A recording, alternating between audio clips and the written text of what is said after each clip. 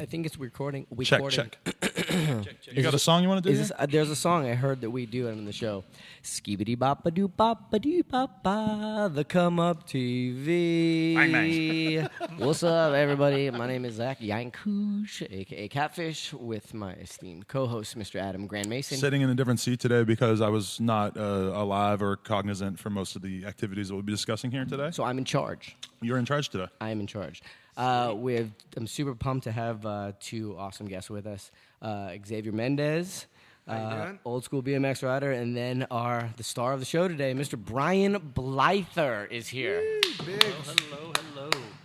Hello. Golf clap. I'm trying to think of the when I first saw you in person. It would have been 1988, Frankfurt Bikes. Frankfurt BMX. I remember the shop well. Haro show. You guys had come like 3 or 4 years in a row, I believe you came. I know 87, I'd missed out in 87 because that was the year that Skyway was there too. And we got a Skyway and a Haro show. That was before my time. But 1988, you, Ron Wilkerson, Dave Norrie, you were the man. It was an unbelievable tour, unbelievable teammates. I don't know how they picked us three to go on the road together, but we all meshed and never had any problems, and all three of us picked up where everyone else left off, and unbelievable times. I'm psyched to have you because we get lots of, obviously it's a BMX show, so we interview lots of modern-day BMX riders, but you were like the first of the dudes. You were the first sponsored riders. You were the ones that we all based what BMX was about. What was it like from the get-go getting sponsored? How did you get started riding? Never. Oh, I've been riding since I was 4 years old, jumping over neighbor kids and trash cans and whatever. Can you just bring the mic slightly closer to your face? Sorry about that. All right, he's going to turn it up a little bit anyway. So yeah, I'll cut that out. Yeah, I've been riding forever, but as far as getting sponsored and getting free stuff and going on the road, never imagined it. Never even thought twice about it. Until it happened. So it really people started giving me free stuff, and it was like, no way, crazy. Next thing you know, you're getting paid, and it just kept getting better and better and better. But see, now there's a blueprint for it, because it's like, okay, you put in this work, you get noticed, you get sponsored, you live this glamorous life. Back then there was no blueprint, because BMX was still so new. So I mean, at what point did you realize that, holy cow, this might be a ticket out? Well, the only thing that I remember is Bob Haro. He was around, obviously, and then Mike Buff and RL, and that was like it. So the chances of getting famous or sponsored or any of that kind of stuff, it wasn't even possible. Pipeline was close to me. I rode Pipeline every day. And this is in Upland? In Upland, and they started having contests, and obviously, it's BMX, and I love it, so I raced there, and then I started riding the bowls. Actually, when you raced on Thursday nights, before they let bikes in the bowls, they would let bikes in the bowls on Thursday nights. So as soon as that happened, I quit racing, and Thursday nights, I'd ride, and then they opened it up every day. Back then, was it the same feel like we have today, where it's like, okay, what do you do? What are you guys doing later? Let's go eat dinner and then go ride. Meet me at the skate park. Was it the same sort of vibe? Because it's hard for a lot of people to imagine back then, because there was such a lack of skate parks back then. Exactly. I mean, if you want to drive 2 hours south to Del Mar, that was really it. There was one in Colton, California, which is a little bit east, but there really wasn't many. There was one in Pomona, Pipe and Pool. It closed down pretty early. Pipeline was about it. So Pipeline was a place where every day we went. I mean, right after school, I'd ride my bike there, come home, and they'd turn the lights out. How big was your crew back then? Were you the guys that you were riding with? Early on, when it first started, there was probably a good 8 or 10 of us. Xavier is definitely one of them. Yeah. Mike D, and Fiola rode there quite a bit. He wasn't really part of my crew at that point, but Paul Nolan and a bunch of other locals, Rob McCrary, a bunch of people that went on to keep riding. I really try to explain to younger kids what it was like back then, because obviously there was no internet. Even something as simple as, like if we go out, I won't use Adam because he can't ride skate parks. If Scott and I, if Scott and I go to the skate park and we're just jibbing around for an hour, say, okay, we'll do nose pick or we'll do a 50-50. Back then, there was no names for the tricks because they were all so new. So what was that like, having a session when you guys just figuring shit out? I truly believe that half the time we were just learning stuff and picking up on things that each other don't know who started, don't know who did it first, but we all learned it the same night. And we find out that nobody really did it before. It just happened that night, and that happened several times just by riding. Well, I kind of think like with BMX starting and there not being so many like tricks that were actually invented, things were happening so quickly. You couldn't even keep track of tricks. Every time somebody would go up and do something, it was something new, and then people would just take that and add to it, and then finally, we weren't even thinking about names at that time. You were just doing stuff, and then names started to fall with that, and just it was pretty amazing. What was the California lifestyle? Because I grew up in Ohio, so for anybody that wasn't in California, especially in the mid '80s, BMX was Southern California. All the magazines, that's what it was, and we had this vision of what it was like. You guys are people riding on. There's BMX riders on every single corner. There's ramps everywhere. What was it like to grow up in that era? Because that's when all the magazines started as well. This was the epicenter of BMX freestyle. Well, in the early '80s, like '81, '82, we were just seeing a few little shots in BMX action. Or there would be maybe a small little contest or a show at a church, and then you'd see people like Bob Morales or Fred Blood or Eddie Fiola, and they would be doing these little tiny shows. But then like '82, it started to get a little bit more popular, and then you started getting cliques of kids on BMX bikes.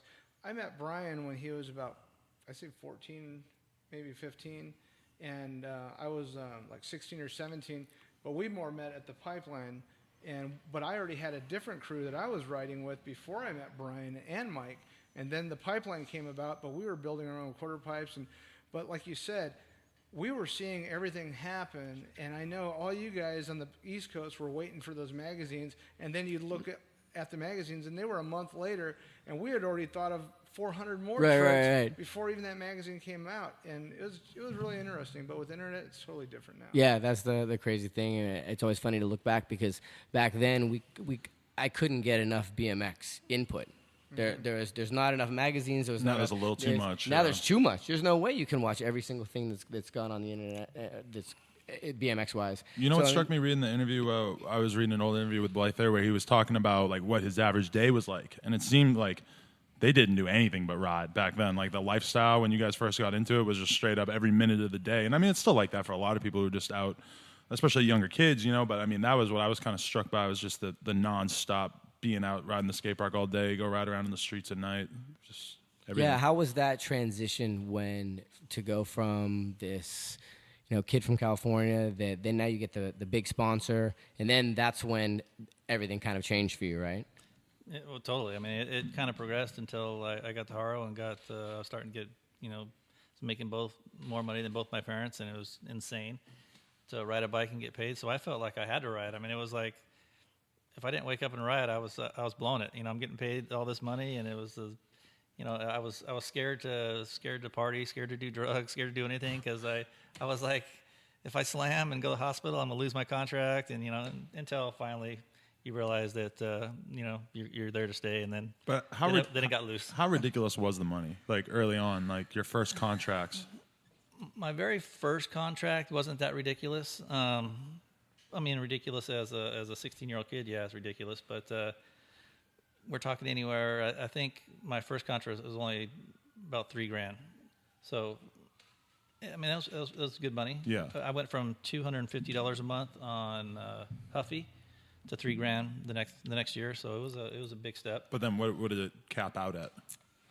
I was not good at negotiating, right? For one, because they would just jump at anything I said, which automatically made. And I was didn't care. I was humble and whatever. But I maxed out a little over $100,000. So we're I don't remember what the monthly salary is, but it was like $120,000. I think was my best year. Jeez. Damn, that's awesome. Especially back then. Yeah, that's crazy. Especially back then. What was your first big purchase? Like when you saw your bank account and you're like, fuck it, I'm gonna do me right dropping now. in. Yeah, I was always pretty stupid. I always had we had mini trucks and shit, Mini trucks, that's right. Let's talk about that. Thousands and thousands of dollars in stereos and cutting the tops off. Did you have the hydraulics? Did you have hydraulics on any of them? I had one time I had hydraulics on my bed.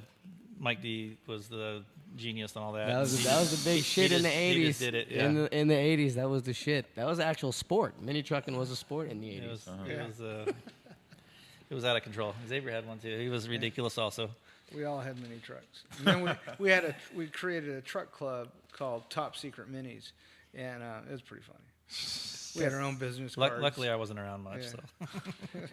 So So the big thing I think that really, obviously you're riding, and we'll get into that, but what really I think garnished you a lot of fans was the fact that you were always touring. And that's another weird thing for kids today to even understand that concept. But back then, that was how you promoted your brand. You put an awesome team together and you sent them out on the road. And I remember specifically when you guys came to, obviously when you came to Frankfurt, but through the magazines, they would always follow these guys. And I would see you guys at Rockville and all of these other shops all over, thinking, holy shit, like they killed it in Youngstown, Ohio, and they're doing the same thing everywhere. And it's funny when I look back because I always think, man, like, because that sold me on anything you did, anything Nori did, and anything Wilkerson did. I was sold on it because we shook hands. I took a picture with you, and I remember after that at the '88 Masters in Columbus, Ohio, I had fucking peach sweatpants on. Came up to you, and I was like, hey Brian, can I get a picture? I'm from Frankfurt. He was like, yeah, I remember you. And whether you remember me or not, I was like, holy shit, that dude is fucking awesome. And I still, to this day, I still carry that with me. That you know, when kids come up to me and they even if I'm having a shitty day, I always make sure that that I smile for them because I remember how important that was to me and what you did for me. But talk to us a little bit about touring because you've seen some shit. You toured with Wilkerson and Nori for how many years? 6, close to 7 years, I think. 7 years, starting when you've got 4 teenagers with a company credit card, and Haro was kicking ass at the time. Go explore the country. What is that like? Insane. Well, for one, I truly believe Haro was the best team to be on back then. Not only because of the way they treated us, but mostly because of the way they treated us. But we had open credit cards. You can go to Denny's and get 3 meals if you wanted to. You can invite, and we did this often. Invite the GT team to come eat with us. Oh hell yeah! Go out miniature golfing or movies or a ton of fireworks all on Haro. It was awesome, and they were cool with it because we were doing a good job. And I think that the bike shop tours were the best because you would go from shop to shop to shop, but we would go to a shop and not only do 2 shows, but then we would barbecue. Yeah, they'd invite you back to their house. We'd go to their local ramps or go back to their house and and party and hang out, and we became friends with these people. And I can remember at least 20 shops that come to mind that were just badass people, just awesome people, full on good times, and I wanted to go back there every single year, and we did, and it was unbelievable. See, and that's that side of BMX that it's like, being involved in it for so long, I'm like, I want that again. There's that crazy so nice camaraderie, and it's like so many people want to push for BMX to be on the level that skateboarding is, and at the same time, I'm like, man, when it's as much as I want that, at this level that it is, it's still real. And when you would go to those shows, like you could tell that these are real people that are really into BMX. What's your take on like inspiring kids? Because I've done tons and tons of shows, and to me that's like the best shit ever is to be able to. And you were that guy all over the world. I think for many years I didn't realize it. I was just in love with riding bikes, and there's a group of kids. There's 1,000 kids here that all love to ride. Let's party. Let's have a good time. I'd let people ride the ramps. We would do whatever in between shows. I'm talking to people and letting people ride my bike, and I didn't know any better. It was just awesome. And then years later, I was like, oh man, that's kind of odd, but it was. I didn't see anybody else really doing that kind of stuff. But I still to this day, I'll help anybody and talk to anybody, and I travel. I'll go anywhere. I absolutely love it. Where's some awesome places that BMX has taken you? I think I've been to 52 or 3 countries. Holy shit, that's awesome. Yeah, and some of the things that come to mind is we went to one time in Europe. We showed up 8 or 10 weeks early, and the way that used to work was Haro would pay for our flights out there, and then distributors in Europe would pay for all the hotels and the traveling and everything else. So we got there, and they're like, well, we don't have shit for you guys to do. You guys aren't going to stay here for 10 weeks. But Haro's like, if you guys want to stay for 2 or 3 weeks, go for it. So they said we can set up like at a BMX race, we can set something up, but it was like 2 weeks away. So it was called the Haro Club Tour, and we just went from Germany into Berlin and just all over Europe, just on Haro's dime or distributor's dime, and it was. But riding or like having a good time? I was more of a party tour. We rode quite a bit too. I like how you just casually said, "Yeah, we got there 10 weeks early." Like nobody would ever do anything with a 10-week range trip. It was, and Wilkerson crashed the rent-a-car the very first day. So we went from a Mercedes station wagon to this Volkswagen van, and 3 days later, we're in a parking lot to where there's these metal poles in the parking lot, and I'm making a turn, and Dave Norrie opens up the side of the door, which opens it up an extra 2 feet. Rips the whole side of the van off, so we couldn't take it back. So we had all of our gear, all of our stuff, and every night we would just crash that thing into a wall and grind against it so nobody can get in there every single night for the whole tour. Holy shit. You good? Uh-oh. Is that my phone? That's mine. Oh, you're good. Don't worry about it. That's okay. Yeah, but the traveling was insane. I mean, we've been, Brazil is one of my favorite places still. Many places in Europe. Alaska was another really super good trip, and I don't know. I love to travel. I'll go anywhere. Portugal was a lot of fun. Did it always blow your mind to go to these countries and see that there's kids that actually ride BMX here? Oh, crazy! Yeah, that's what still blows my mind at some of these countries. Crazy, and I still get emails and different people contacting me that rode back in these countries way back when, and they're doing whatever now, and they're still into it. It's a trip. Yeah, it's when you guys were going on those trips, were you guys drinking and partying, or was it good, clean fun at first, and did it slowly turn into that over time? Well, no, we were pretty out of control. Yeah, from the beginning. This crew, yeah. Ron Wilkerson was a Mormon, so he was the straight edge dude, and he would actually, find us, drinking me and his brother or someone. He would actually cry and have a fit and just be upset. Wow. So we tried hard not to involve him very much, but then he slammed, got in a coma, and now he's a total different dude, night and day. Yeah. Really? Night and day. Yeah. Not more than night and day. Yeah. We'll have to get Ron on. We'll need 2 hours for Ron. Oh, he's a trip. Wow. Yeah. And so that, I mean, I'm sure you've got some crazy stories about stuff with Ron. Give us, one of the things, because some of the people that I've talked to this week, I'm like, hey, we're doing Blyther this. And ask him, get some juicy tour stories. Because Well, even sober Ron is out of control. I mean, that dude he's just whacked. So, we may be drinking and partying, and he's, sober, but he's on the 5th floor going from room to room around the hotel, or jumping in off 3 stories into the pool, or just... That was his thing for a while, wasn't it? Like, he would always, jump some super high spots. I remember seeing in magazines, because, again, this is pre-internet, that there would be magazines like, oh, Wilkerson at this contest jumped off the 7th floor of a hotel. Ron liked to jump into stuff. I like to get on buildings and jump from building to building in cities. We used to always climb the radio towers and we were always climbing stuff everywhere. Ski resort, going from the lines from pole to pole during the summer. And is it hard for you to relate, thinking about how reckless you and your friends were at that time? Like, when you think about the insane risks that you were taking, is it hard for you now as an adult to look at that and think like, damn, that was me. I was making these incredibly wise decisions at the time. Yes. Only because I broke my neck in 2004 so bad that didn't know what was going to happen, and that kind of just. And it was a stupid crash that could have happened 1,000 times over. And but you were backflipping off of a damn truck, weren't you? Dune buggy, but yeah. Damn. But just a stupid. I was wearing motorcycle boots, so I do it all the time. But I didn't realize I had my boots on because I was riding my motorcycle all day, so my feet were heavy, and I just clipped the top of my frame and landed on my head. Wow. And what was that recovery like? It was. Well, at the same time, my mom fell down her stairs and broke her femur. Mm-hmm. Oh. So I was better because I could walk, but my neck was jacked up. So I'm pushing her, and we were a wreck during that whole time. But my recovery was probably only about 8 months. I mean, I'd already gone through the police academy. I'd already done all that. I was already hired and then not hired, and then wondering if I can get healthy enough to do it again. And so I worked, super hard, and it worked out. I mean, I did everything wrong during the event.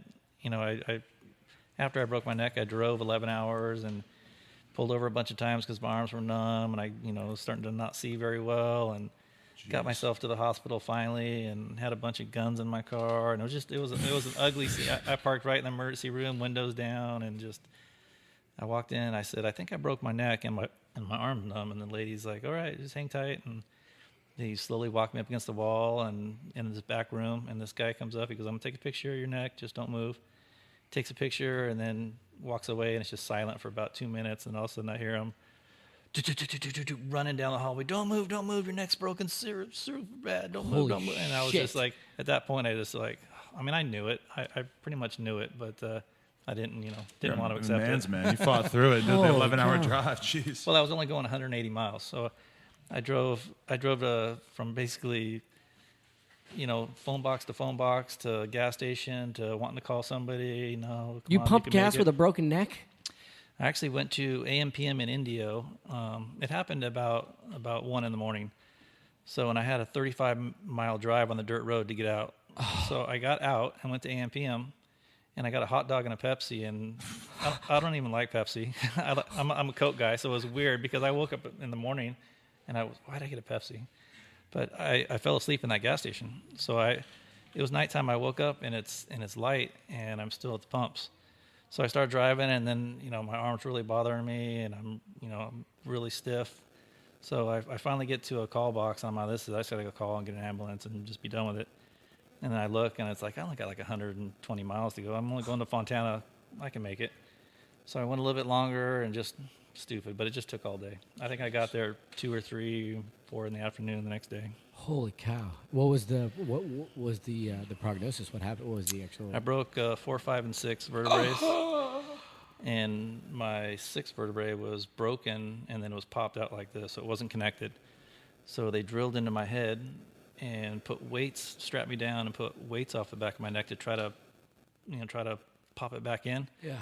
And they were taking pictures like every 2 minutes, and it was just excruciating pain and horrible, and they were, I was a 50-50 chance of paralysis. The 2 bad broken ones were right on the spine, and they couldn't tell if there was going to be any problem or not. But they put me on one of those beds that turn, and they were going to go through the front and the back, and they luckily only went through the back and got lucky. Are you amazed that you had this injury this late into your life as opposed to when you were a pro rider? Yes. That seems improbable. Yes. That's crazy. Wow.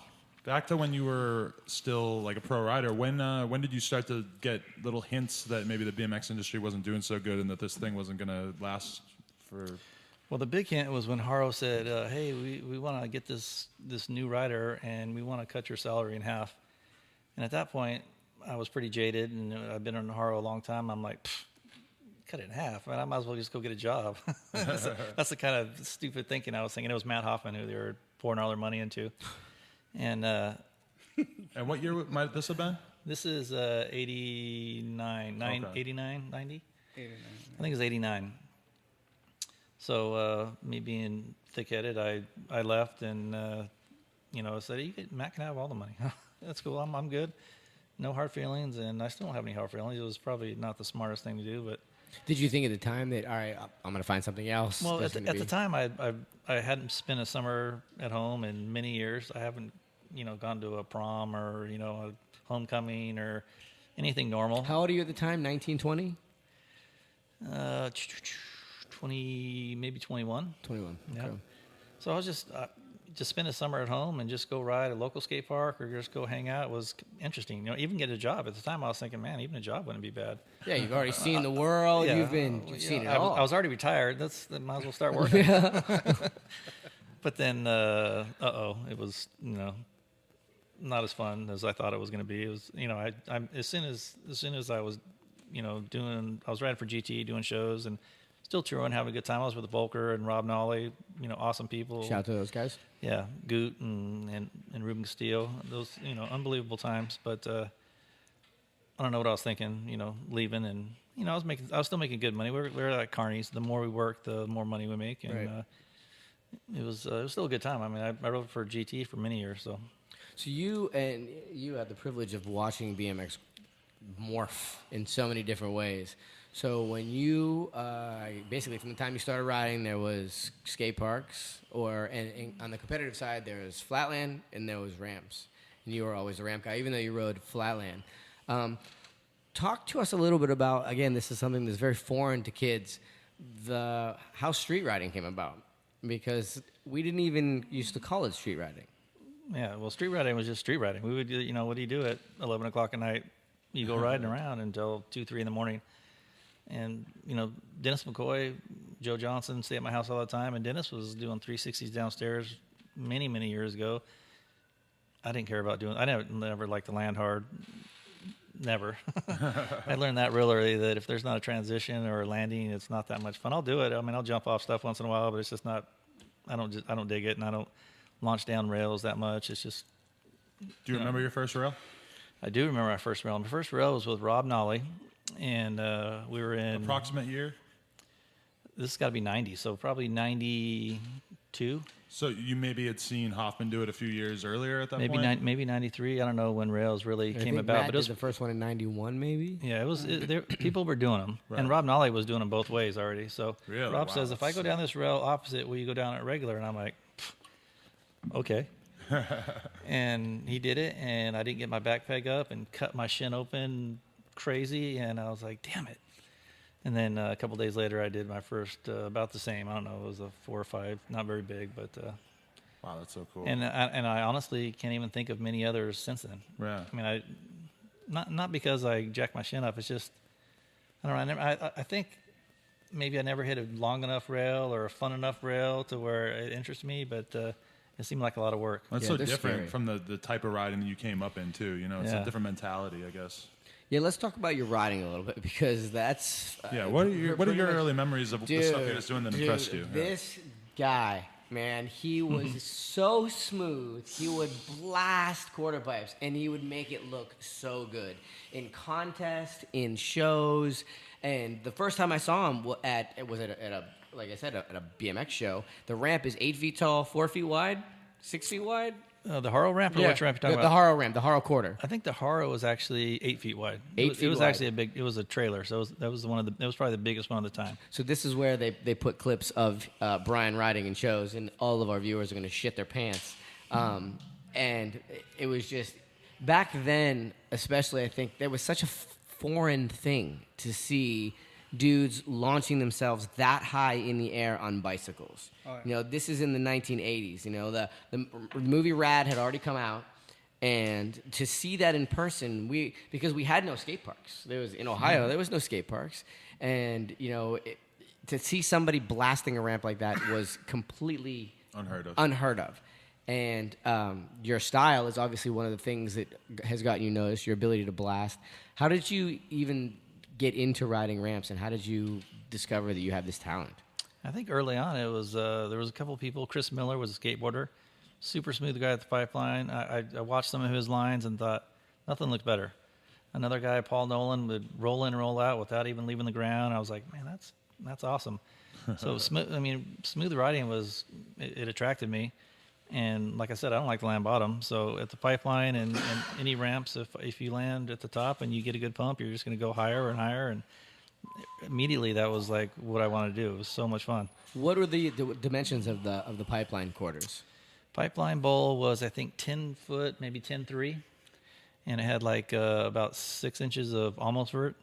See, and that's gnarly. Adam doesn't understand that, but that's to land right. to come in on cement is gnarly. The bowl right behind the pipe bowl was 15 feet deep, with about 1.5 feet of vert, and then the combi bowl was 12 feet. So the whole place was gnarly.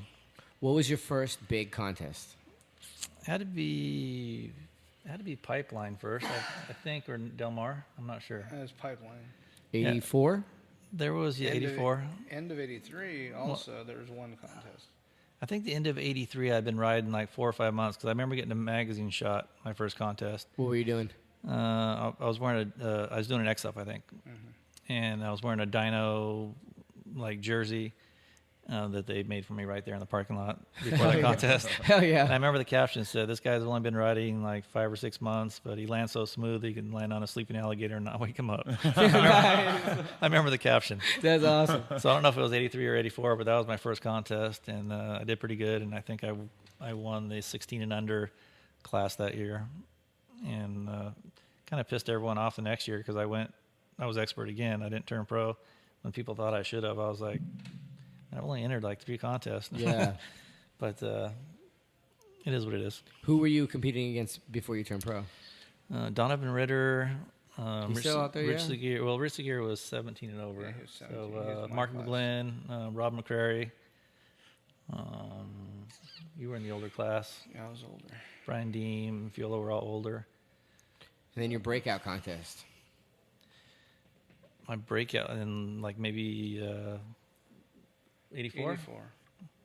84 combi and 84 pipe bowl were big contests for me. I was full factory Huffy at the time, and they were both good. I think in 84 I also, as an amateur, in 83 as an amateur, I entered the high air with all the pros, and I won that. So that was awesome. Holy shit. Yeah, that was pretty. That was against like Eddie and was Dominguez in that one too? I think everybody was in it pretty much. Fiola, I think Brian Deem, Hugo. So when did the Haro thing happen? Haro happened in late 84 or 85, the entire 85 year, but happened just before. What was that like for you, knowing that? I mean, did you know that it like, okay, here it is, like things are about to get wild? Because again, there was no blueprint, so it's like you guys. I mean, what was like it had to be so strange again because you don't know what the next step is. You know, it's like here are these companies that are throwing money at you. You don't know what the end game is. Yeah, I had no clue what was going to happen, but they look pimp. I mean, Rich Seguir and Mike Dominguez, they look like studs. I mean, their gear was on perfect. Their bikes were rad. So I was ready for that. I was like, wow, and I didn't think about money. I didn't, but I was riding for Huffy. And team manager Bob Hadley actually talked to Haro and said, hey, we can't do anything for this guy. And Bob's like, dude, we'll take him in a heartbeat. So it happened, kind of backstage and was awesome. In retrospect, were you breaking bikes and bike parts at an astounding rate? No. Really? No, I rode, when I was on Huffy, I rode a Skyway TA with Huffy stickers, and then I graduated to a Patterson, like XL race bike with Botima forks for the rest of the year. Oh. But even on Haro, they wanted your bikes to always look good, and just so much traveling and throwing them in vans and bike shops that you pretty much get a bike every couple of months just to make it look good. Right. So I didn't really have a problem breaking stuff. Well, that's good. Other guys did. Matt, obviously seen the Matt videos where he's got, Lines all the way around his room. But I didn't have any problems till, GT. I broke a pedal out of a crank one time. I split a frame. There was just a malfunction, but really not many. It's always crazy to me to think back about what the abuse we put those bikes through, and there weren't more. And you look at how cheesy they were. It's like, man. How thin some of the dropouts were.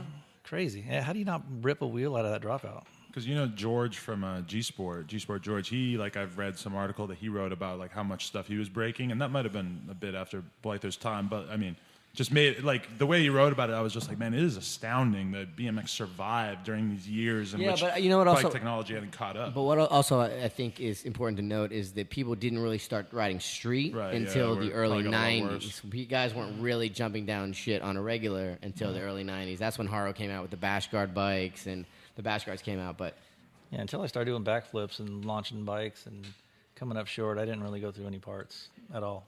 Now, remember, he was the king of smooth. So right, yeah. If you're smooth, you're not going to break anything. Very true. And anybody who was riding, nobody was trying to, it was so new. Doing airs was like you were trying to master how smooth it could be before you went higher and then higher and higher. And then you just learned to be somewhat smooth. So, it was rare. X, we should ask you, what was your, how well did you know Brian at the time? And, what was your role? Were you just one of the guys out riding or, I was riding, and I never got to the pro level. Same. Never just had Same. that. That makes 3 of us at this table, yeah. Never had that, And the cameraman. we still look good, though. We still look very Still good. hot. We still look good.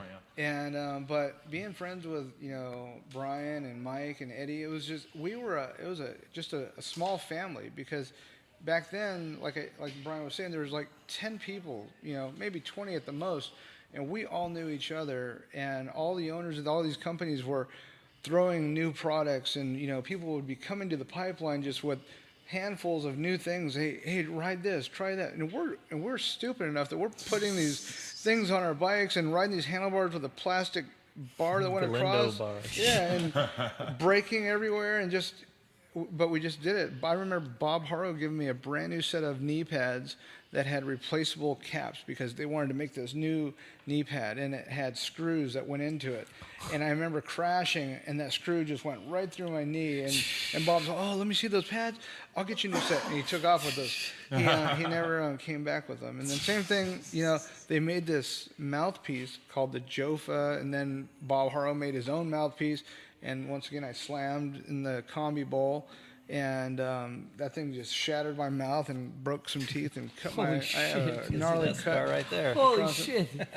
But yeah, we were like demoing all new parts just for everybody. Just On the fly all the time. Plus back then, when the BMX boom hit, now you've got all these companies that are like, holy shit, Right. we're gonna cash in on this. Let's fucking Frank make some crazy thing they can put on their seat. Here, Yeah. you guys ride this. Because you're thinking maybe we're gonna get some loot out of this. Yeah, and it was pretty darn interesting. But hanging out with all these guys, like like Brian said, luckily, my parents had somewhat okay money back then, so I wasn't making $100,000 a year. I was working at the pipeline making $3.35 an hour, so I was probably making $2,500 a year, and but getting to hang out with Mike and Brian and driving in Mike D's 930 Slantinos at the age of 16, going to his house that he bought in Chino Hills, it was just the weirdest thing, but it was really, really fun just to hang out and just to see all this and experience it like it was mine too. So that was pretty darn cool. How was it like? I mean, now I can walk outside and say, "Oh, this is a guy's a BMX pro." Everybody knows what a BMX pro is. Back then, when you were doing this for a living, how did you explain that to people? Well, back then, if you said you were a pro, you were a pro.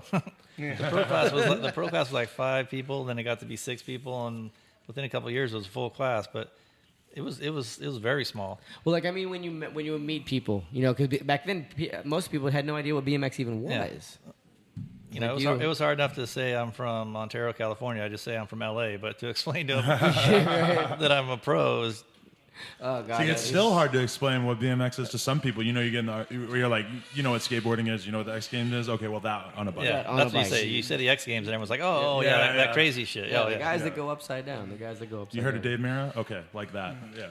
If we were at a show or we're at an event, and it's easy. Hey, we fly up on these ramps, do whatever. But other than that, it's tough. Speaking of Dave Mira, that's actually we can discuss that because Brian, you were the era before.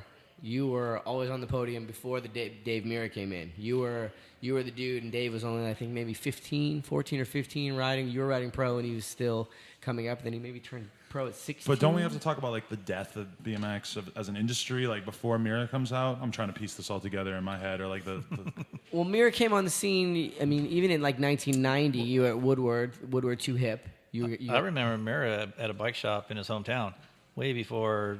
I mean, he was this tall. Really? And he was riding like a master, and riding for the shop or just had a dialed bike.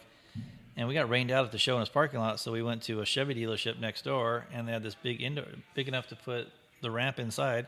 And we did a show inside the Chevy dealership, and we let Dave and his buddy do a show before us, and I thought it was a mistake. I'm like, what are we doing? This kid's like 3.5 feet tall, and he's just sending it. yeah, he was going. I mean, he was doing 4 or 5 foot airs, but I mean, I didn't expect it, and I was like, dude, right on, man. You're badass, and Did you have any idea that you were looking at greatness or anything that was to come? I knew he was pretty dialed, but I had no clue what he was going to do. I think Dave is definitely a right place, right time, because that's right when the X Games started, and then he became the poster child for it.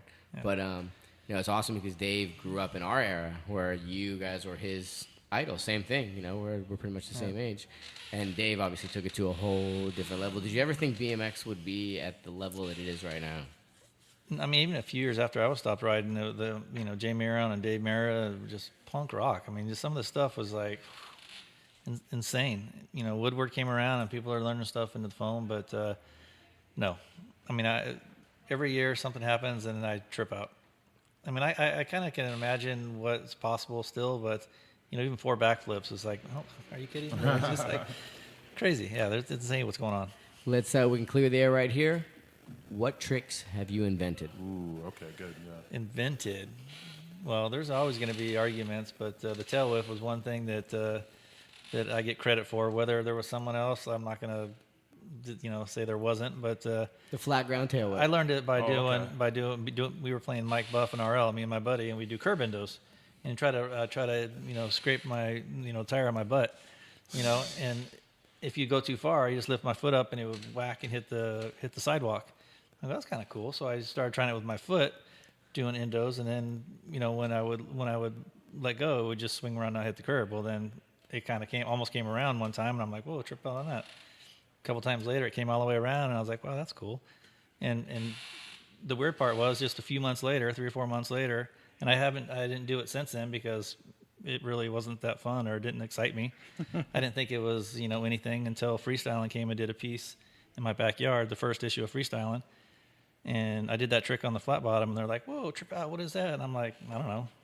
And they named it the tailspin or whatever they called it. Tailspin, yeah. So for the record, we're talking about like the foot jam, The foot jam on a tail flat ground Yep. as opposed to the tail up in the air, which Correct. was Joe Johnson, right? Yeah. Correct. Okay. Look, Adam's learning. No, because Byron Anderson told me all about seeing it for the first time in like the early or late 80s. Or New Jersey, something like that. 1988. Yeah.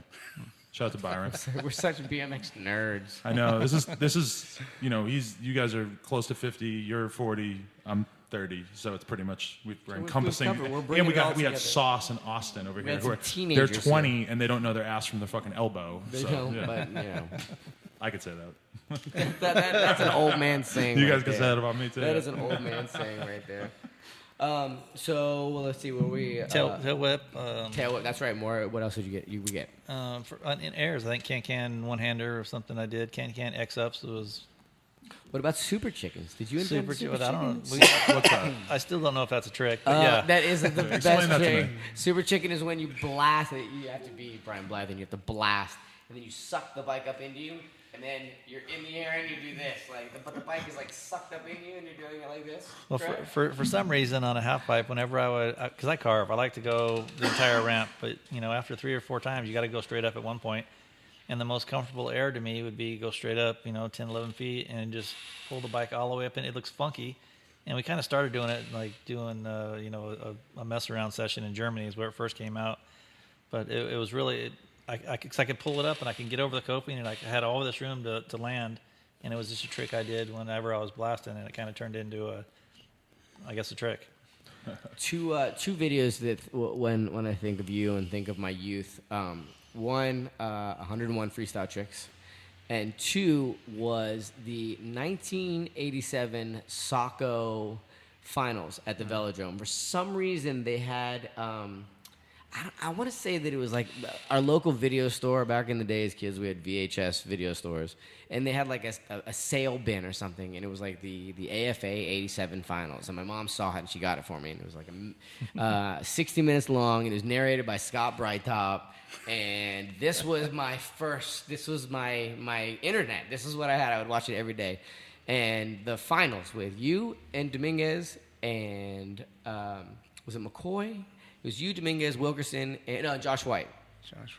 That was, it was done so well, and looking back on it was done so cheesily. Yeah. But it made you guys look, in my eyes, like these untouchable athletes. And Scott Brightop, rest in peace. He was so good at just being so colorful.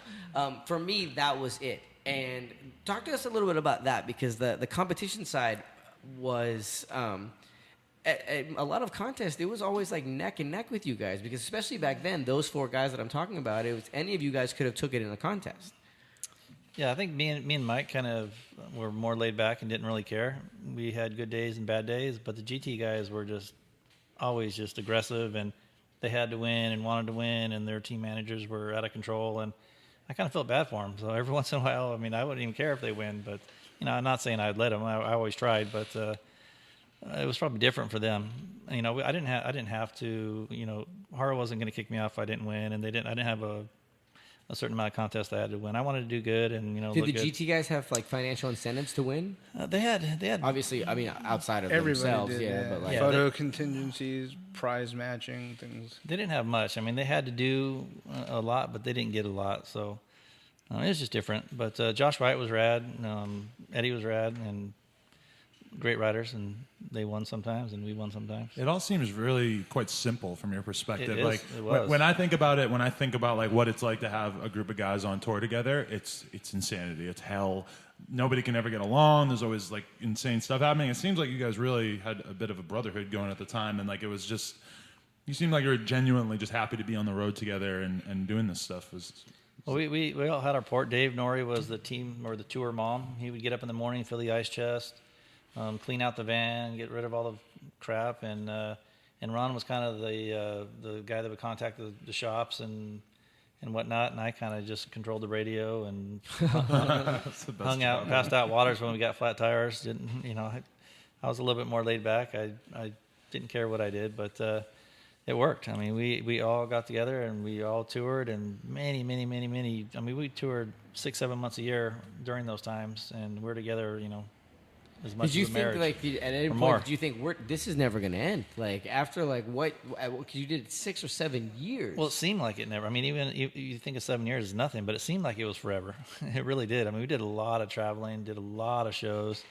I guess we accomplished a lot during that time, and I think that even in the early days, I think that the pipeline was huge, contests were huge, but you put that same event in the Midwest, and it'd be 3 times that big. Yeah. Or on the East Coast. I mean, I remember touring on the Vans tour in 1984, doing shows in like Orange County, and we're on a half pipe in the middle of the parking lot, and there's dudes like 2 rows over just walking, not even looking.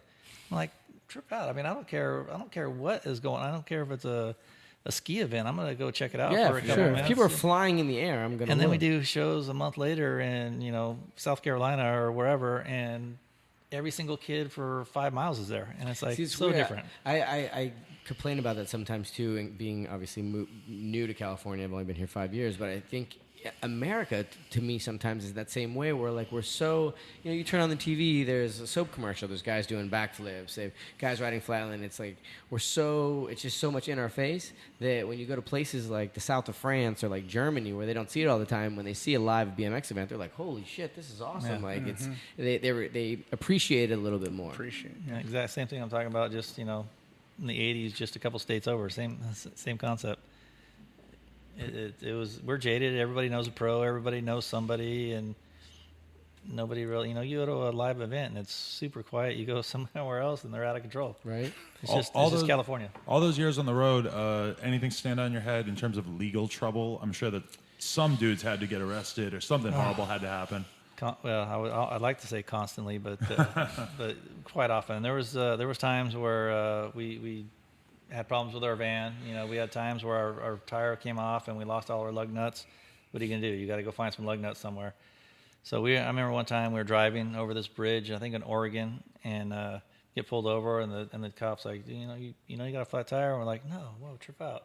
He's like, you don't got a flat tire, you don't even have a wheel left. But we didn't have a spare. We went through all our spares, so we said, well, we get down to the bottom here, and we went down into some industrial area and found a trailer area, or a trailer yard that was fenced in. And me and Sean Wilkerson, who was the announcer, are sitting in the van, and Dave and Ron go hiking over the fence to go find a tire that matches. And on the bridge, I see a cop come by, like 50 miles an hour, but I'm like, whoa, sketchy. He just kept going. Next thing you know, we all got arrested, and bad news. We were in jail for like 2 or 3 hours, got let off. Another time we're driving through Laramie, Wyoming. There was actually 10 of us in the van at the time. We had picked up some people, and we were headed to Salt Lake City. And we stop at a Wendy's. And we go up to Wendy's, and we're all excited. Been in the van all day, and there's nobody in there. And they said, oh, well, you guys get like a 15% discount because of your group. And, cool. So I was the first one, got my food. I took it outside. Oh, no, I had my food on my tray, and cops come running in. You guys all drop your food, get out of here. You guys got to leave right now. There's disturbance. So they're talking to everyone else. I kind of go out the side door with my food. I go out to the van, and I'm sitting there eating my food. And there's arguments, and our announcer that year was this Australian guy that was claiming he has diplomatic immunity. And he's fighting with cops, and like the whole town is there, and it got really ugly. Long story short, cops saw me in the van with with a tray from Wendy's, so I got arrested for petty larceny. Oh my! For the tray? Yeah, and then he ripped it out of my hands, and food fell everywhere, so he got me for littering too. And so I go to jail first, and I'm downstairs in this cell, and next thing you know, here comes not our announcer, the diplomatic immunity guy. Never got arrested. He was the out of control one, breaking everything, going crazy. And I'm trying to think. Scooby, a friend of ours from D.C., and maybe Dave Norrie. Anyway, 3 of us end up, and they held us for a long time. So it's in the middle of the night now, and all the rest of the guys are in the courtroom. They're filming stuff with our new VHSs that are video cameras that are this big. And they're filming court cases, and finally, in the morning we got let out. Well, we had to do a show in Salt Lake City at like 10 in the morning, and we got there like 8 hours late. And it was probably our best show of the entire tour. But Oh yeah. Hey, were the cops just straight up out to get you, in your opinion, at the time, because you guys were doing something very weird and out of the ordinary? no, I'm sure somebody at Wendy's said, "Hey, these guys are out of control." Right. Or something. I mean, we were just rambunctious, a bunch of kids, and they didn't know what was going to happen. So, whatever. I mean, but there was definitely times. I mean, I remember sitting on my rent-a-car at a contest in Ohio, as a matter of fact, and I'm wiggling my antenna, and a cop comes up to me and goes, "Come over here." And I'm like, it's kind of a stupid young dude, and I'm like, "For what?" And I'm just asked me like 3 times, and he comes and arrests me and puts me back in the car. And I'm like, but we were pretty smart asses, so should I have gone over there and talked to him? I don't even know what he wanted, but Yeah. he let me go an hour later. And there was a time where, we were hanging out with girls in certain places, and we all got arrested, and some mother had called, and weird thing, nothing like underage, but just weird stuff that happened quite often. Would you say that you ended up like in a lot of fights or different altercations with just like when Rick Thorne was describing it, he was like, we would be beefing with the jocks a lot. yeah. Like just the jocks, the townspeople. They would have a problem with him just because he was on a bike, or at least that's the way he was telling it. Is that your experience? I don't remember ever getting in. Well, I'll take that back. I remember Rich Segura was on Team Murray one time, and we were in South Carolina, and we all got kicked out of this club because someone was, throwing beers or whatever. And I was like, wow, that kind of sucked. And we start walking down the street. Well, here comes the Team Murray van, pulls up in the front, and they all got bottle rockets. Or not bottle rockets, Roman candles. Oh, wow. And just shot up the club, and everyone's running and diving. Oh my God. So I'm like, the cops are going to, we're in big trucks and trailers. There's 2 of them. We're staying like 2 blocks away. It's like sketchy. And then they all ended up getting arrested. And luckily I knew to not go back to the hotel. It seems like more innocent times, because a lot of these stories kind of sound like things that would get you in like serious criminal trouble now. Like Back then it was different. It was a lot different, I'm guessing. Yeah, it was way, way different back then. So you're living the life. Pro BMX rider. Everything's good. The 90s come over, and BMX. What happens? There was no money. There was no contest. There was, Matt started doing his BS stuff, and there was things happening, but we couldn't get there. Could I have paid my own way on some of the stuff? And I did every once in a while, but at 21, I was washed up.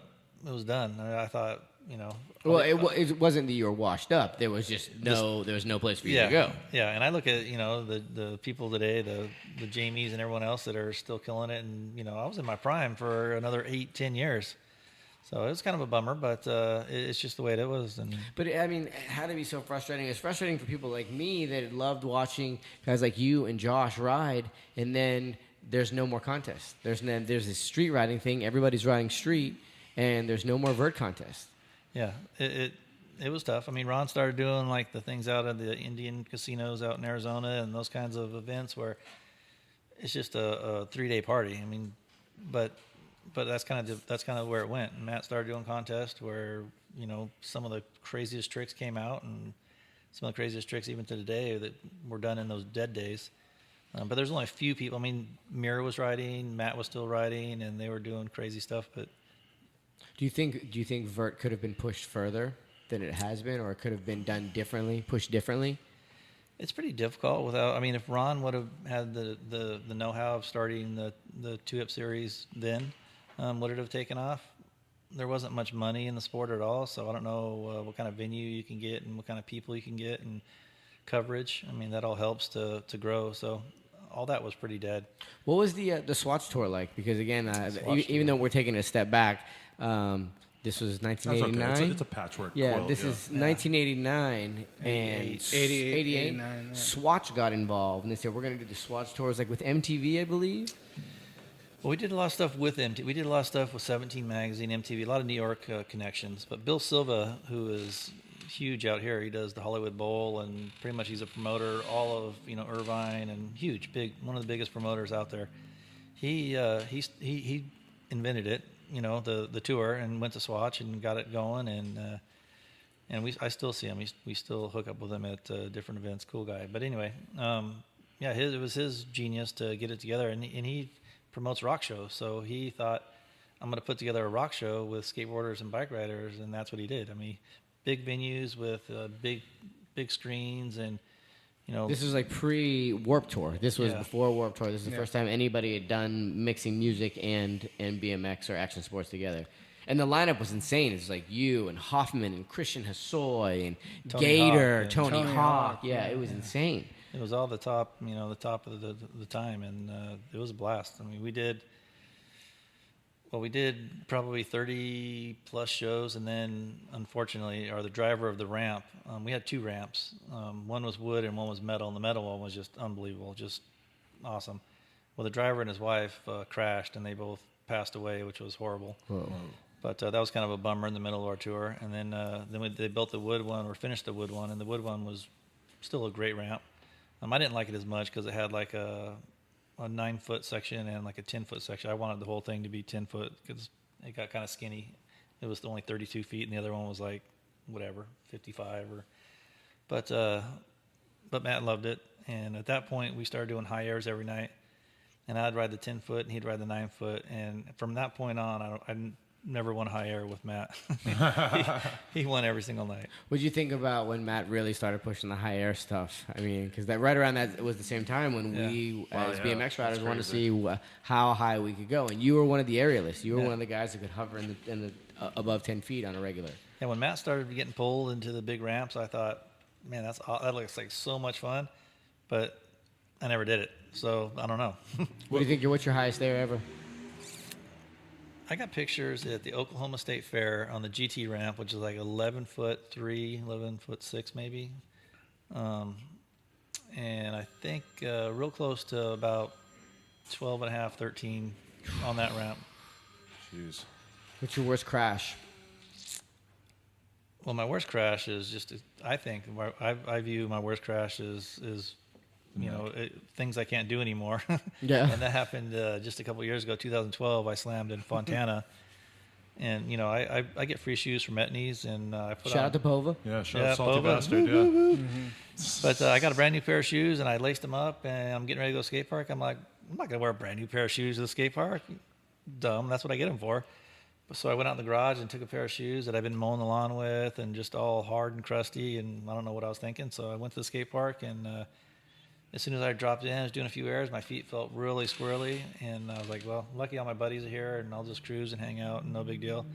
Well, we started riding, and I started feeling good, and I was blasting that night, and I did about a 7-foot can. And as soon as I stretched, my bottom foot popped off, and I just free-falled and landed hands and knees at the bottom of the bowl and broke my face all up, and broke my skull, shattered my wrist to dust, and just... Wow. And How long was the recovery on that? That was about a good 3 months, and that's about the best I can do. So hopping over walls and push-ups and certain things that I have to read, and even riding. I go do an invert, and I look at it feels good, but I go to the picture, and like my finger is like the only thing touching the grip, and it's like sketchy. Oh man. So I think that was my worst crash in terms of losing some ability to do. I mean, I can't go to the drive-through, and I can't put my hand. I got to do this to try to get my change. That's like rooftop. Rooftop can't. And you got to try to can't. go over your window. Yeah. It's like, and money falls out all the time. Stupid. Was it worth it though? Like in general, all the injuries when you look at your career.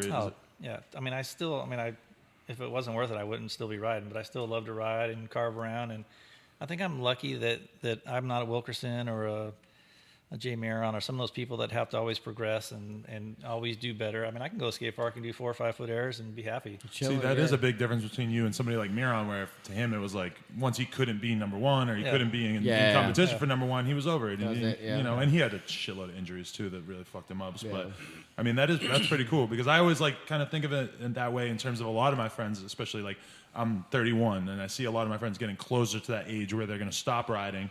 And it's interesting seeing what dudes become someone who could just ride for fun and like go with a skateboard a couple days a week versus dudes who like once they're done being a pro, it's like why are they don't care anymore. You know, they're over it. No, that's the other awesome thing about I guess SoCal is that the old school BMX scene here is still so just present. I mean, when I moved out here, I couldn't believe it. It's just crazy how big the scene is and guys that I grew up riding. I mean, even like with Brian, I never in a million years thought I would be friends with you, and it's crazy to me. Talk to us a little bit about your current profession. You went from BMX to arresting BMXers. Well, have you ever arrested a BMXer? That's funny you say that because the very first time I ever arrested anybody was this dude that was passed out in this parking lot. He had already pissed himself, had a 40 and a burrito. Sounds like Catfish, yeah. Brandon Began.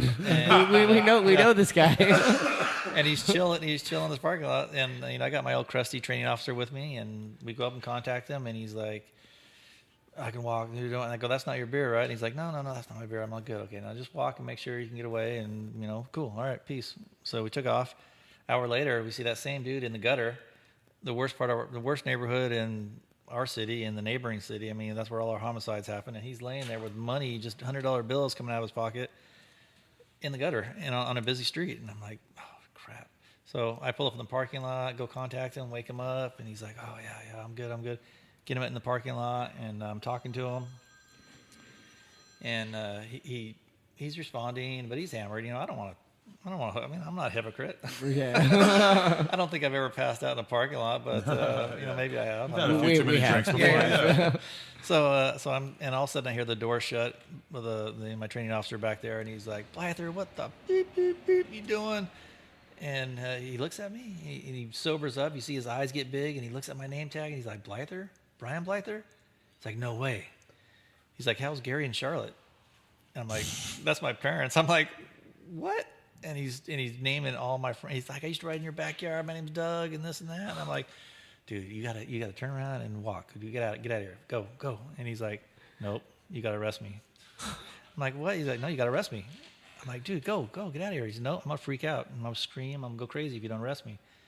All right, turn around, hooked him up, and then he starts going, yes. I've now been arrested by Stu Thompson and Brian Blyther.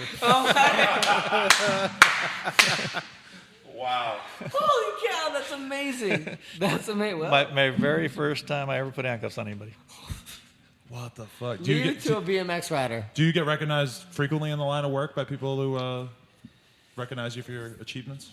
No, I won't say often, but that Friday, this was like Monday or Tuesday, that Friday I was on the front page of the paper in uniform, riding a bowl, and just like I've seen that. It turned ugly real quick.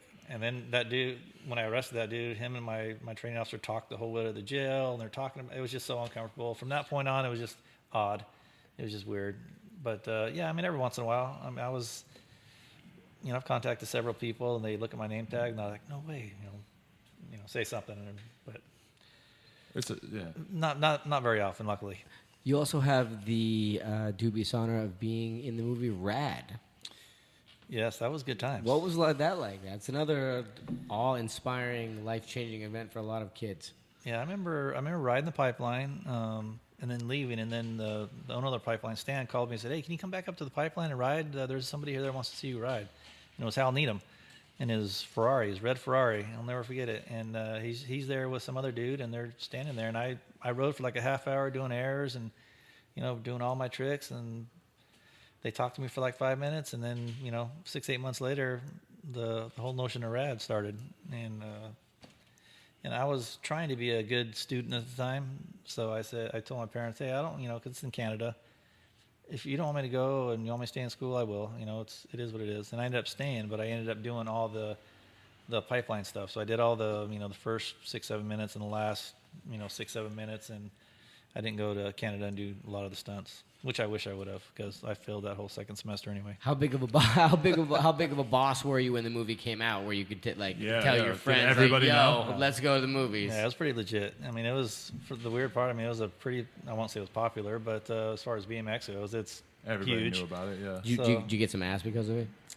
I tried with Lori, but it didn't work out. That's right. Well, what's up Yeah. with that? You almost hooked up with Lori Loughlin? Well, I didn't almost hook up. Well, she was older, and she had some lawyer boyfriend, and I wasn't feeling good one day on some, hospital thing that we had to go on, or something we had to do. I don't remember what it was. So I'm sitting around the pool, and she came and said, "I'm going to hang out with you, make sure you're all right." Kind of mothered me a little bit, and then gave me a peck on the lips, and I thought, I was in love. That's it right there. That's it. Yeah, I was in love.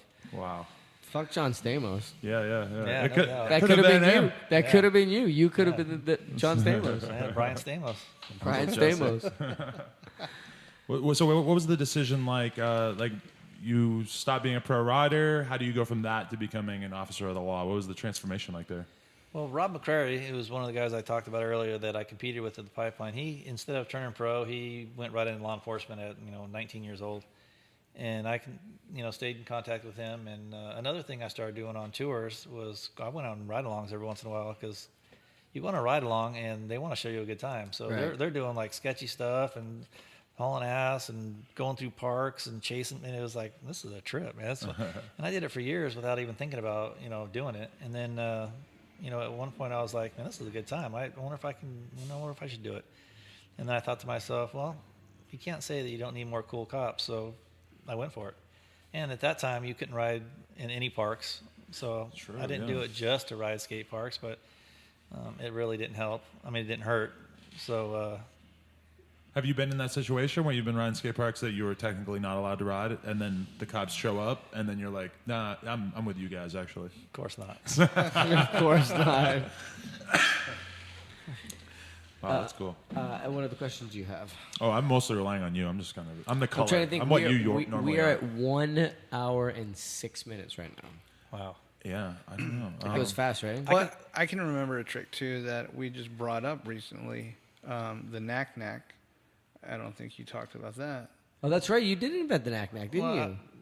I don't know. It's kind of a weird thing. I got a call from somebody, Jeremy Pavia, and asked, if I could talk to this guy out of New York that is doing an article on Jeremy McGrath and his knack-knack.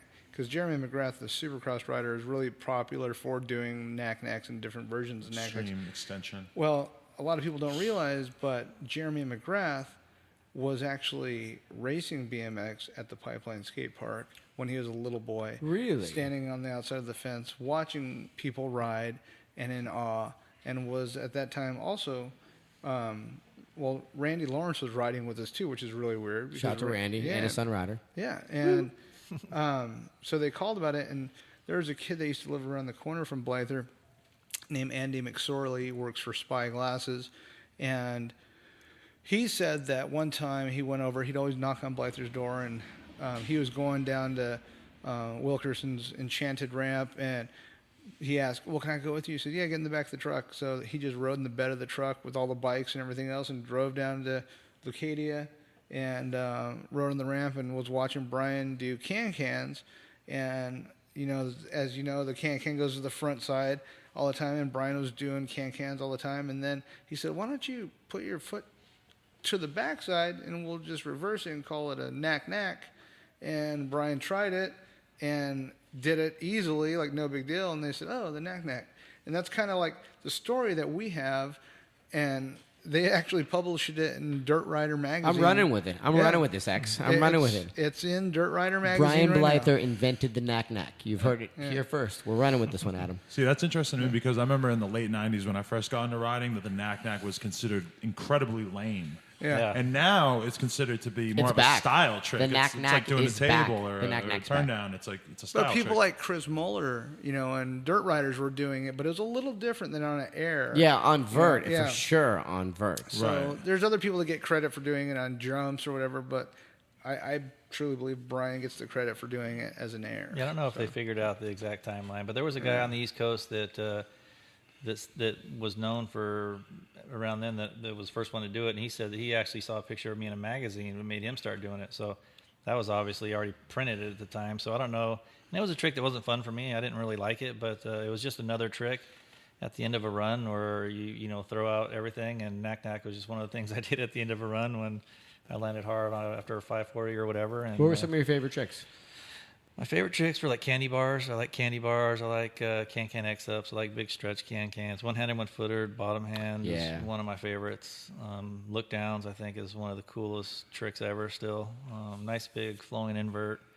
But I really look down is a turn down, Adam. Oh, turn down. I know. Well, it depends on which way you're going, actually. No. It's we call it. Back in the day, it was called a look down. Okay, look down. depends- I remember now that it's called a terminology, turn but now when look back and turn down are different things, and that sometimes confuses me because I'm Yes. not so much a dirt guy. Yeah. Well, we're here to help. We're Yeah.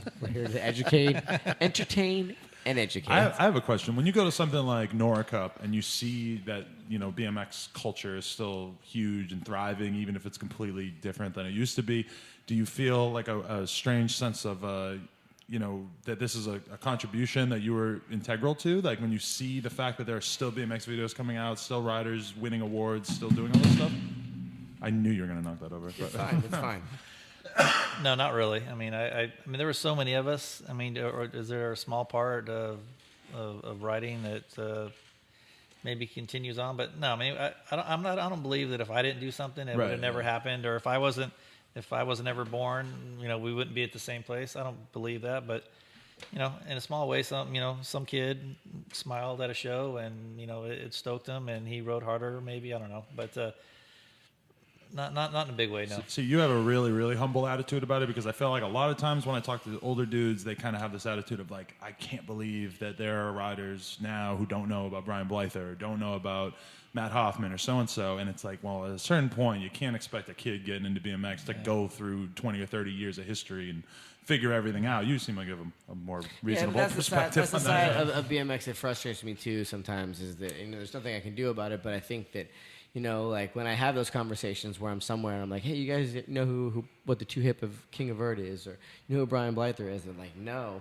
I'm like, man, like you guys, this is our culture. Like, and it's crazy because like, if you love hip hop or you love snowboarding, the dudes that invented snowboarding or invented hip hop are long gone. They're still not doing it. The pioneers of BMX are still out here and they're still riding. And that's the thing, the side that I wish that more young kids would understand. And like, these dudes are still out here. They're still chill, not egotistical. These are the dudes that help shape our culture. And it's through no fault of their own. The kids don't even know about Brian Blyther. They don't know that they should know about Brian Blyther. But that's the one side of BMX that I think I wish I could change a little bit, where I could sit these kids down and say, here, watch 101 Freestyle Tricks Part 1 and 2. Watch Ride On. Watch these early videos. Watch Can I Eat. Watch these early videos to have a little bit better grasp of our history. Because if you understand it and you learn that, it's going to make you appreciate BMX that much more, And that's the side, that's the emotional side of Catfish. Well, right I there. can tell you, I can tell you that that's something that I've been trying to work with a few people for many years, and it hasn't come together yet, but I'm hoping that one day it will, and that is at Woodward West, I'd like to put in somewhat maybe a freestyle Hall of Fame area, and then at the same time, it's going to be like, at Woodward, you get thousands and thousands of kids that go there, and every day they have something else going on, but I want one day to be like a 1-hour curriculum where you go in and you learn the history of BMX, and you start and you go through. I will help you. Let's do this. Let's do this. And at the same time, you could have the skateboard side and the BMX side, and whoever you are, you go through that side. And then at the end, you're like, wow, I didn't know all that. And then same with the videos. You could put all these videos in timelines as you walk through history, and you just can see it, and then I think people will appreciate it more. People will enjoy it more, and I don't know. That's what I've been working on for a long time, and it hasn't happened. So, yeah. Well, let's talk. Nice. Let's do it. I like that idea. But I think you need to ask Brian also about Chernobyl. Chernobyl. Yes. Talk to me about Chernobyl. I'm kicked out of Chernobyl. That's right. Oh, that's right. That is a real thing. I'm never allowed back there. Well, when Chernobyl happened, we were that was part of the club tour, and we were in Germany. Can't even tell you where. We were right on the Rhine River, and we went to a laser show on a Saturday night, and the hotel we were staying at, or the little shanty, whatever it was, bed and breakfast. all of a sudden weren't serving eggs or fruit, and we were kind of tripping out, and all we had was, I don't even think we had milk. I don't remember what we ate, but that was weird. So it was kind of a clue, but we didn't have cell phones, weren't contacting our parents or, families or girlfriends. And so we didn't know Chernobyl happened, but we were on the Rhine River and watching this laser show, and it starts raining and mass chaos. I mean, just like the biggest crowd, just like kids are being drugged and people are tumbling and running on cars and diving under. And we're like, a little rain, man, trip out. What is going on? And it's like there's like 50 people under every little awning, and me, Ron, and Dave are walking right down the middle of the street going, you guys are wild. Holy shit. What is going on? So that's what happened to Ron. Well, and my hair, I guess. And holy shit. Yeah, so and then, a couple days later, we find out that Chernobyl happened, and we were in acid rain, and it was like one of the worst spots to be at. And yeah. Wow, you're still here though. You're Still a part here, of yeah. history, Still very here. briefly, yeah. Holy shit. My question is, have there ever been times in your life, like you apparently can still, like, what makes you go to Fontana and that's your relaxation for the night? Is it you go there and you ride to the bowl for a few hours with your friends? Like, what keeps you doing that as opposed to doing normal old guy stuff like going and playing golf or go, do what motivates you Riding to still has ride? been part of my life for so long. It's truly now, as much as it is fun, it's my Jeannie Craig.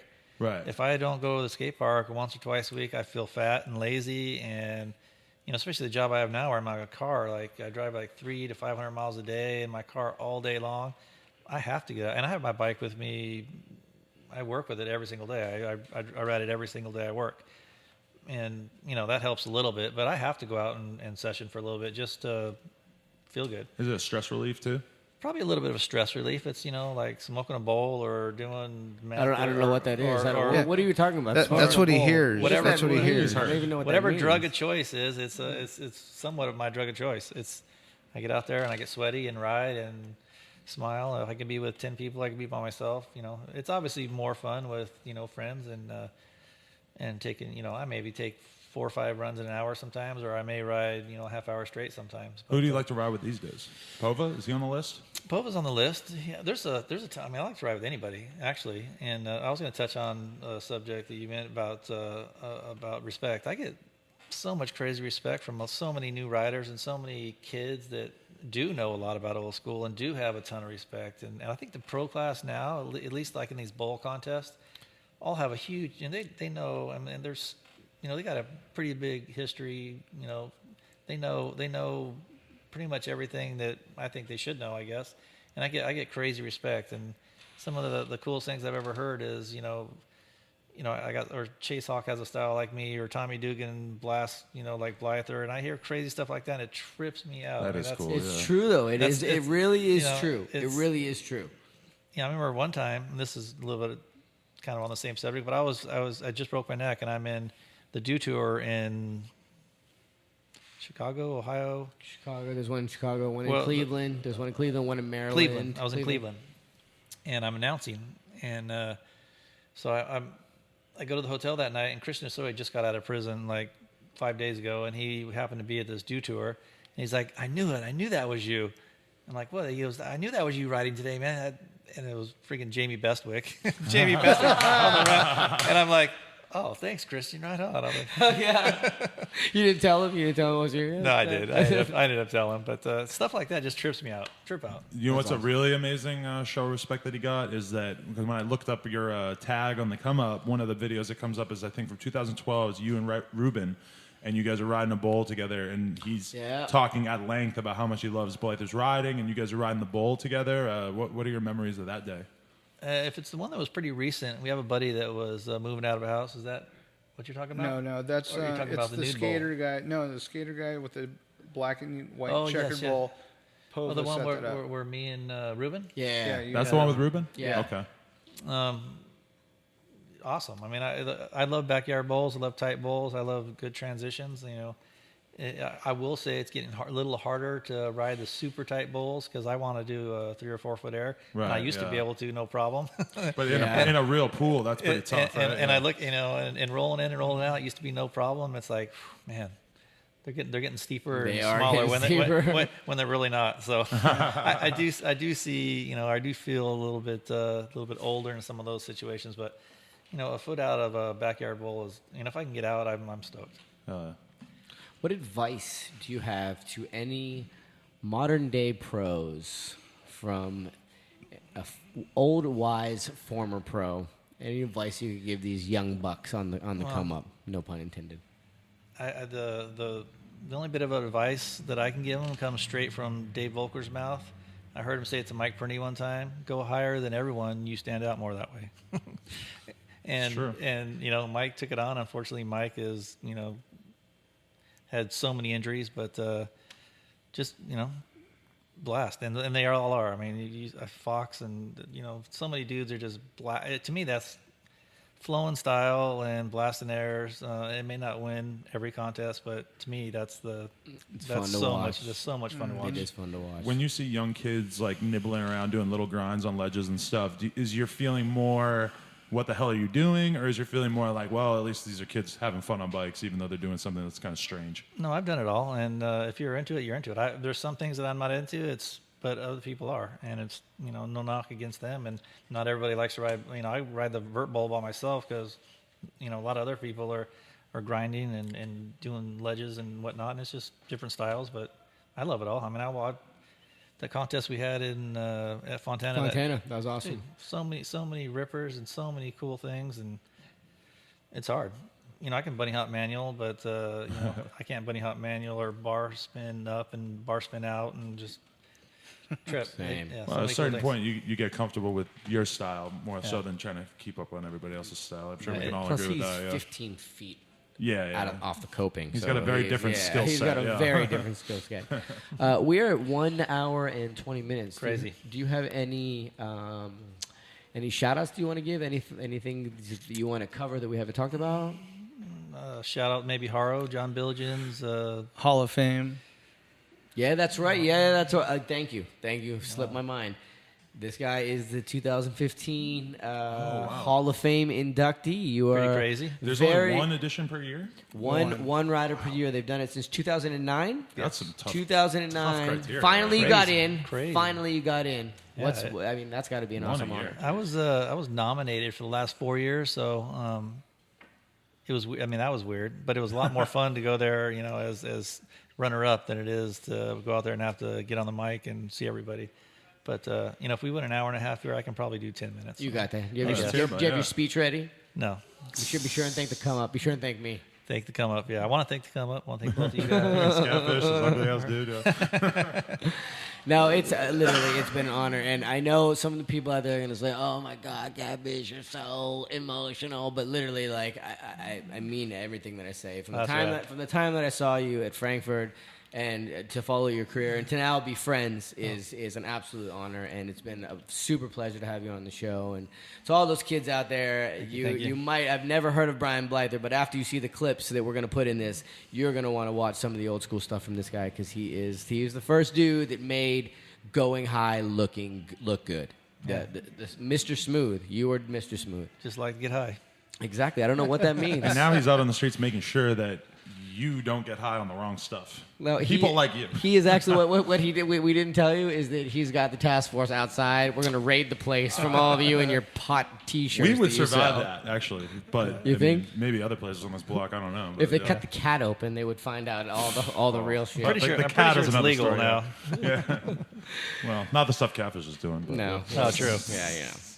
Well, thank you so much, Brian. Thank you. It has Appreciate been it. Super psyched to have you out here.